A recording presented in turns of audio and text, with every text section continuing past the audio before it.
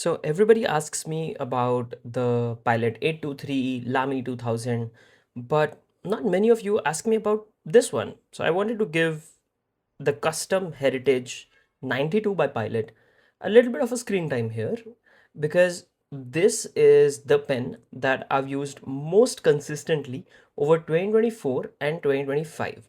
It's only this year that I've started to experiment with other gold nibs, but these two pens were for kind of about 2 years all inked. I would say 365 out of 365 days in a year. 2024 maybe even 366 days.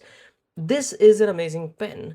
This is something like that is underrated, less talked about, and I think Custom 74 ends up taking the most of the discussions, and then directly people jump to either the capless variants or E95 or 823. But this one, the nib is amazing.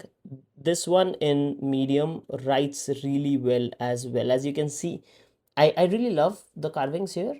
If I remember correctly, this is probably either the lapis bard brown or diamine oxblood in this one. So I've usually had like a blue and a brown or a blue and a red inked in these pens generally. I've also tried with Pilot Black, etc. These are relatively wet writers, so make sure if you are actually going with a wet ink nib, or rather my bad, wet ink, maybe fine is the way to go. You can think about that. But for me, I've found the medium in this one is actually somewhere in the middle of a fine 823 and a medium 823, so I do like it.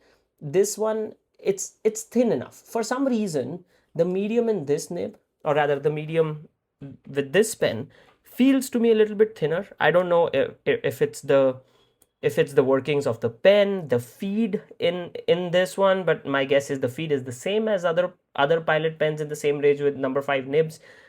But for some reason in these pens, the medium is relatively wet writer, but even after being a wet writer, the lines are fine enough for them to not cause a problem if you're writing in small notebooks, if you're writing or taking daily notes or taking up your to-do lists, etc.